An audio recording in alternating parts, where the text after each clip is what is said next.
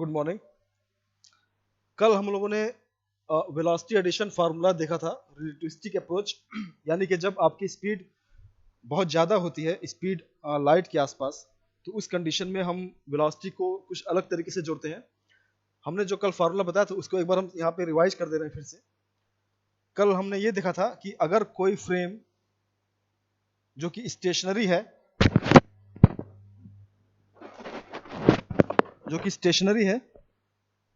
S ये frame है, stationery यानी रुका हुआ है, रेस्ट में है, और इस फ्रेम में कोई ऑब्जेक्ट अगर मूव कर रहा है इधर यू डायरेक्शन से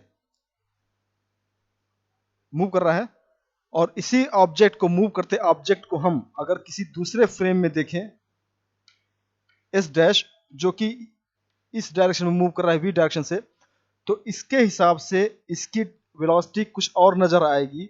वो यूं होगी, U dash is equal to U minus V divided by 1 minus U V by C square. ये आपका वेलोसिटी एडिशन है रिलेटिव फॉर्म में। रिलेटिविस्टिक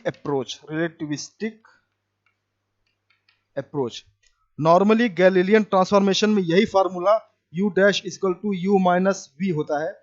गैलीलियन ट्रांसफॉर्मेशन यानी कि क्लासिकल फिजिक्स में दो वेलोसिटी को इस तरह जोड़ते हैं, लेकिन रिलेटिविस्टिक फार्मूला ये होता है। अब कंडीशन को हम चेंज करते हैं, और दूसरी कंडीशन में अगर ऑब्जेक्ट आपका बजाय इस फ्रेम में चलने के इस फ्रेम में चले, यानी कि सेम ऑब्जेक्ट है मगर वो जो फ्रेम मूव कर रहा है उसी में अगर चल रहा हो, तो इसका वेलोसिटी यू डैश होगा। ऐसी कंडीशन में अगर हम यहां से देखेंगे उसकी वेलोसिटी को, तो क्या नजर आएगा, यानी कि you observed velocity of particle moving in frame S dash. ऐसी कंडीशन में u इज इक्वल टू होगा u डैश प्लस v, जहां पर माइनस v था वहां पर प्लस v हो जाएगा, divided by 1 plus u dash v by C square. ये हमारा होगा सेकेंड केस। तो फाइनली जो हमारा फार्मूला निकला रिलेटिविस्टिक फॉर्म में वेलोसिटी एडिशन का, वो कुछ इस तरह होगा।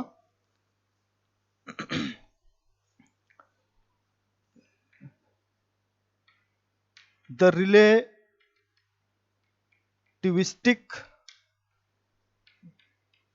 Velocity addition formula u dash equal to u minus v divided by under root 1 minus u v by C square. When object moves in stationary frame and observed from moving frame। इसी चीज को दूसरे तरीके से देखें, and अगर u यहां रखें तो जहां पर माइनस है वहां पर प्लस हो जाएगा, u dash equal to v by 1 plus u dash v by C square. ये भी सेम फार्मूला है। when object moves in moving frame and observed from rest frame। तो दोनों फार्मूले वेलोसिटी एडिशन के ही फार्मूले हैं, और दोनों एक ही चीज को शो करते हैं कि जब आपकी वेलोसिटी अप्रोचेस टू सी होती है तो ये दोनों फार्मूले काम करते हैं। लॉरेंट ट्रांसफॉर्मेशन का ये भी एक एप्लीकेशन है। अब इसका हम रिजल्ट देखते हैं कि इसका मतलब है क्या, इस फार्मूले का मतलब फिजिकली इसका मतलब क्या है, और ये आइंस्टाइन के पोस्टुलेट को कैसे फॉलो करता है।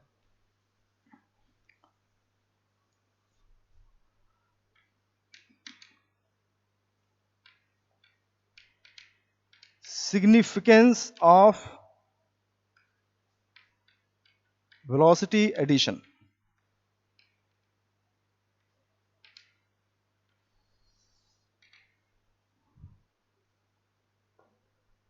चलिए देखते हैं पहला केस।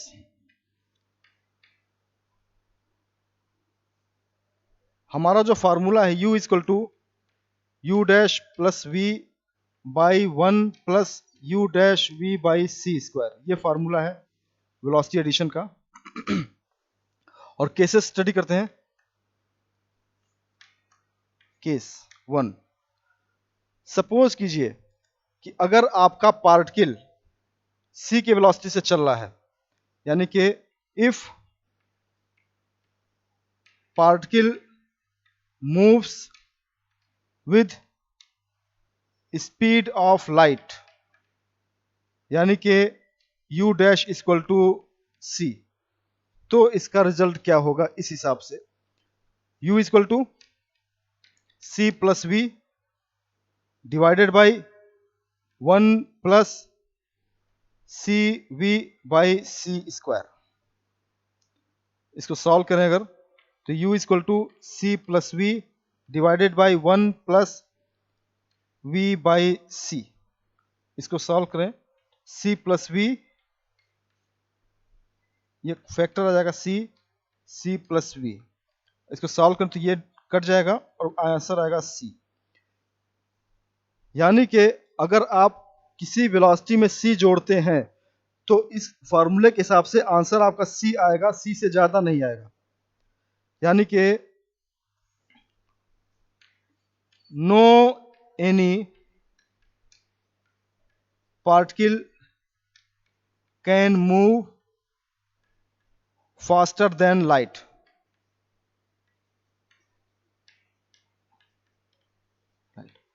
जो कि आइंस्टीन के हिसाब से बिल्कुल सही है कि किसी भी चीज की वेलोसिटी c से ज्यादा नहीं हो सकती। अगर आप c में कुछ जोड़ेंगे तो भी आंसर c ही आएगा। यहीं पर गलती किया था माइकलसन मोर्ले ने, उन्होंने c प्लस वी और c माइनस वी कर दिया था, जिससे उनका रिजल्ट निगेटिव आया था। इस हिसाब से अगर आप c में किसी चीज को भी जोड़ते हैं तो आंसर आपका c ही आएगा। तो लाइट की स्पीड जो होती है वो अल्टीमेट होती है, उससे ज्यादा पॉसिबल नहीं है। दूसरा केस देखते हैं इसी फॉर्मूले पे।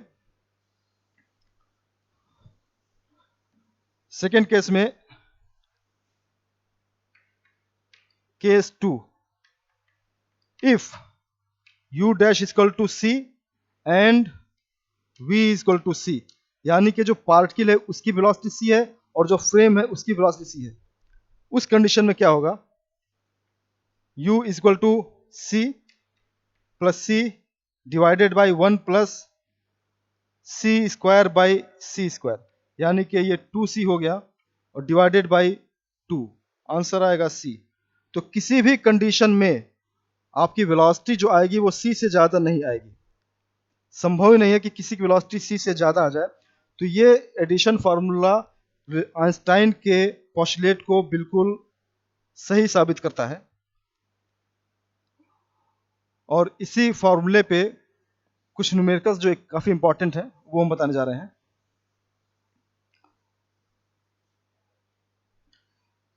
This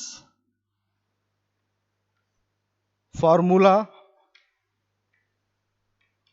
shows that speed of light is ultimate velocity of ultimate velocity in nature, and nothing can be added or subtracted from speed of light। Speed of light, यानी कि लाइट की स्पीड में आप ना तो कुछ जोड़ सकते हैं और ना ही कुछ घटा सकते हैं। लाइट की स्पीड अल्टीमेट होती है, उससे आप किसी की तुलना नहीं कर सकते। माइकलसन मोर्ले ने यही तुलना की थी, उन्होंने सी प्लस भी कर दिया था और सी माइनस भी कर दिया था, जिससे उनका रिजल्ट निगेटिव आ गया था। आइंस्टाइन ने कहा कि आप इसमें कुछ नहीं जोड़ सकते, कुछ नहीं घटा सकते हैं। तो अब हम इसी फार्मूले पे, जो फार्मूला हमारा है, उस पर कुछ न्यूमेरिकल सॉल्व करते हैं।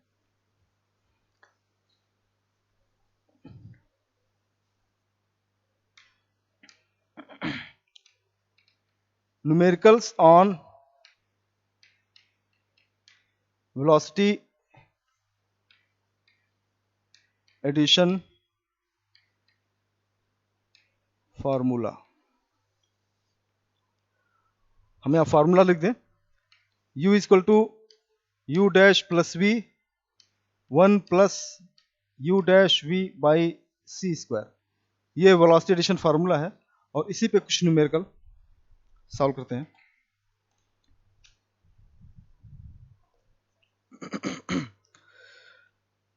Question number 1, two particles came towards each other, दो पार्टिकल जो एक दूसरे की तरफ आ रहे हैं, each other with speed 0.7 c। दोनों की स्पीड 0.7 c है और दोनों एक दूसरे की तरफ आ रहे हैं।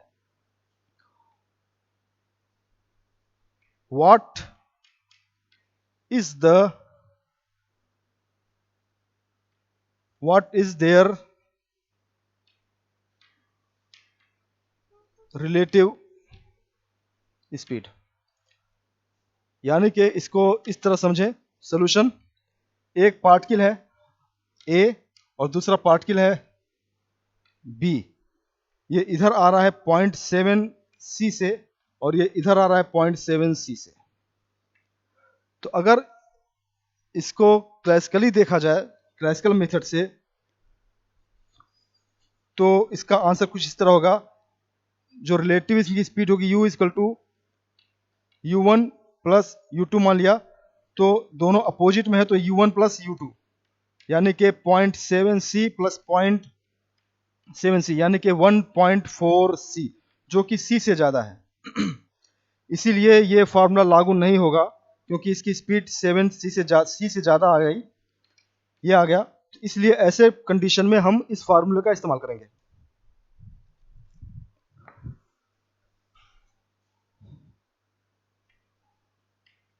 Applying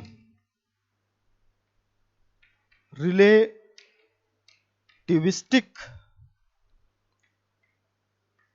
velocity addition formula.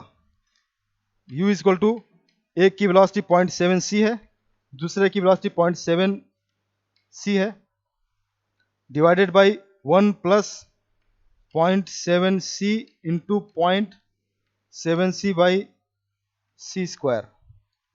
इसको सॉल्व करें, ये 1.4 c divided by 1 plus C square cancel हो जाएगा 0.49, यानी कि 1.4 डिवाइडेड बाई 1.49 c, जो कि इसका आंसर आएगा 0.93 c, जो कि लेस देन c है। तो रिलेटिविस्टिक के फॉर्म में वेलोसिटी हमेशा c से कम आएगी, इस फार्मूले से। इस पर दूसरा क्वेश्चन,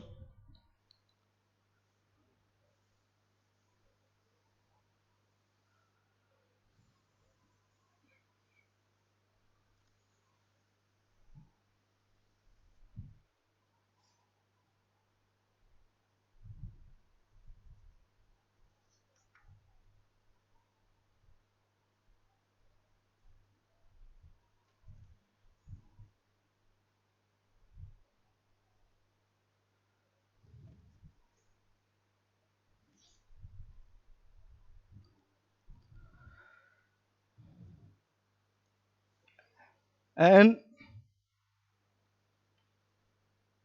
ऑब्जर्वर, एक ऑब्जर्वर है जो कि observe a radio active atom, radio active atom को ऑब्जर्व कर रहा है, moving with A velocity of 0.25 c. The atom emits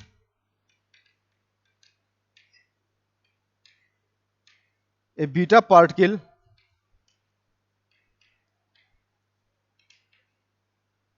which has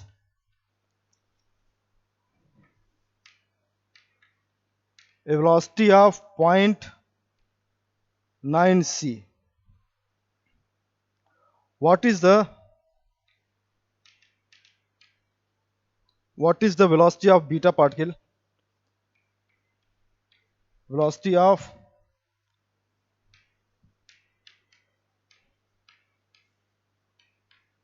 beta particle as observed by observer. Solution. अगर इस क्वेश्चन को नॉर्मली किया जाए जैसा कि गैलीलियन ट्रांसफॉर्मेशन किया, तो according to Galilean transformation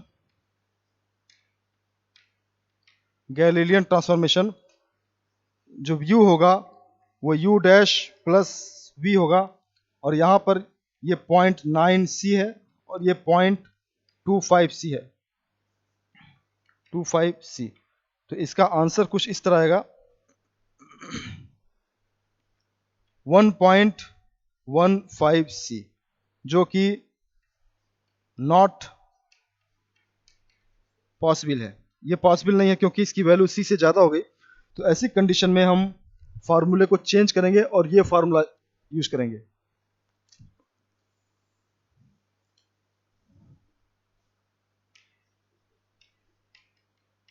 applying velocity addition formula.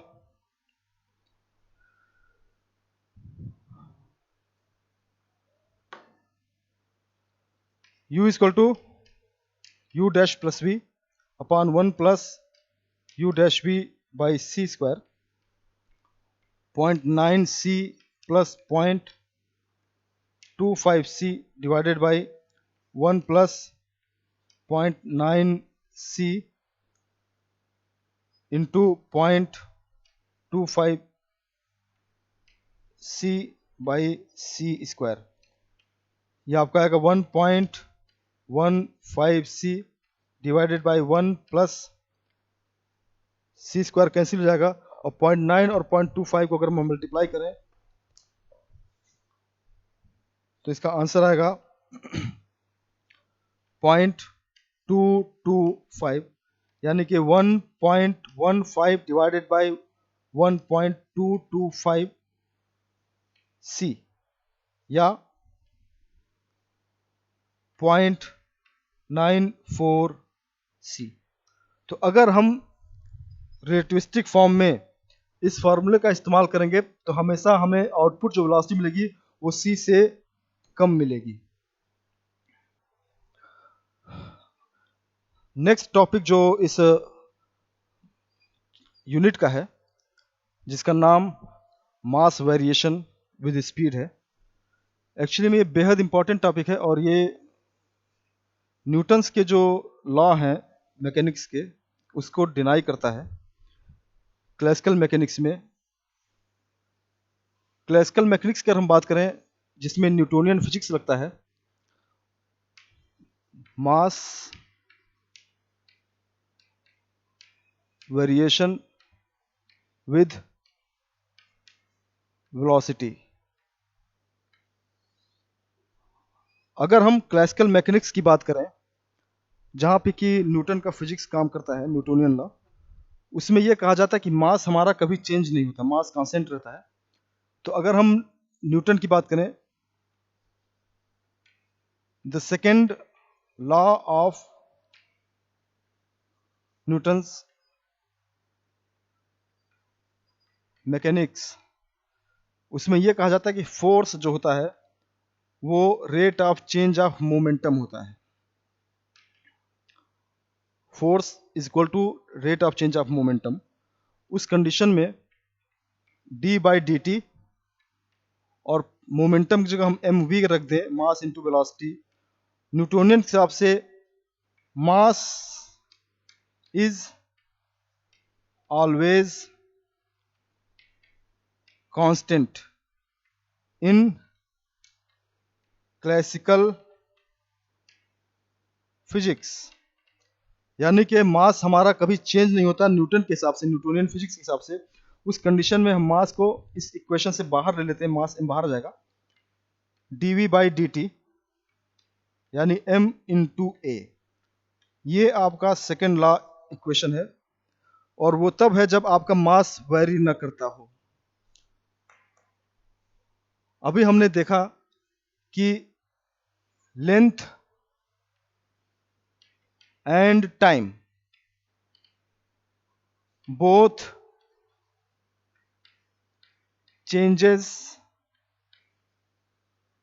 Due to high speed.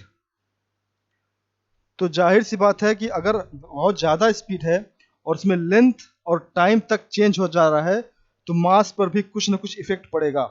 तो आइंस्टाइन ने या लॉरेंट के ट्रांसफॉर्मेशन से, या आइंस्टाइन के हिसाब से, mass is also changes with respect to velocity. अगर हम किसी चीज़ की वेलोसिटी बढ़ा दें, किसी ऑब्जेक्ट की, तो उसका मास भी चेंज हो सकता है। पहली बार ये कॉन्सेप्ट आया आइंस्टाइन के हिसाब से कि मास also vary with respect to velocity। और ये भी कहा गया कि मास हमेशा इंक्रीज करेगा। फॉर एग्जाम्पल, अगर हम ये ऑब्जेक्ट जो मेरे हाथ में है, इस ऑब्जेक्ट का वेट इमेजिन कीजिए कि इसका वेट 1 kg है। 1 kg का हमने एक स्टोन लिया और इसको नॉर्मली ऐसे फेंक दिया, तो इसके मास में कोई चेंज नहीं आएगा। लेकिन अगर हम इसी ऑब्जेक्ट को काफ़ी हाई स्पीड से फेंकें, अगर हम इसी मास को ऑलमोस्ट सी के आसपास फेंकें, तो इसका मास बढ़ जाएगा, ऑटोमेटिक बढ़ जाएगा। और वो इस फार्मूले से बढ़ेगा, m is equal to m0 by under root 1 minus V square by C square. यानी कि हमेशा v की वैल्यू कम होती है, तो m is always greater than m0। m0 जो है, m0 रेस्ट मास है, यानी कि इस समय जो मेरे हाथ में है, इसमें जो मास इसका होगा वो रेस्ट मास है। और अगर हम इस चीज को फेंके काफी स्पीड से, तो इसका जो मास चेंज होकर आएगा वो हमारा m होगा, वो रिलेटिविस्टिक मास होगा, और जिसकी वैल्यू हमेशा रेस्ट मास से ज्यादा होगी। तो हो सकता है कि जो मेरे हाथ में ऑब्जेक्ट है उसका मास अगर 1 किलोग्राम है, इसको हम फेंकें तेजी से, तो इसका मास बढ़ के 2 kg भी हो सकता है, या 3 kg भी हो सकता है। ये डिपेंड करेगा कि हम इसको किस स्पीड से भेज रहे हैं। अगर हमने मान लिया कि इसको हम फेंकें तेजी से फेंकें, वेरी फास्ट, और इसकी स्पीड हम v बराबर c कर दें, इमेजिन कीजिए v बराबर c, ऐसी कंडीशन में m की वैल्यू जो आएगी वो m0 बाई 0, यानी कि इनफाइनाइट। इसका मतलब कि अगर हम किसी ऑब्जेक्ट को लें और स्पीड ऑफ लाइट से फेंक दें, तो उसका मास बढ़ के इनफाइनाइट हो जाएगा। तो ये फार्मूला मास वेरिएशन फार्मूला है, और इसका डेरिवेशन बेहद इंपॉर्टेंट है। ये डिराइव, ये आया कहां से, ये कैसे डिराइव हुआ, हम लोग इसको जानने की कोशिश करेंगे।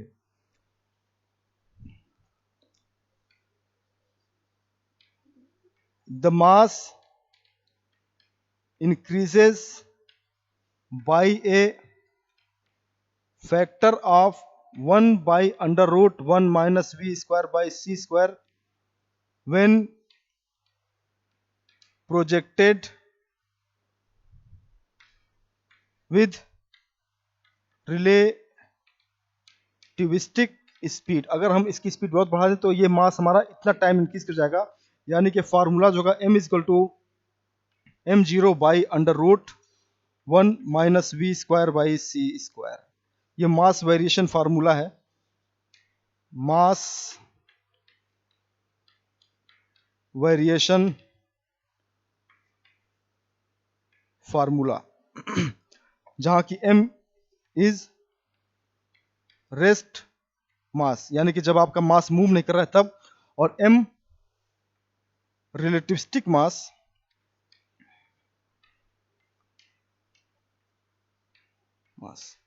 जब आपका मास मूव कर रहा है।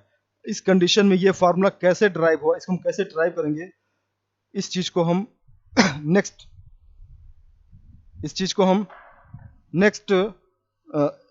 लेक्चर में देखेंगे।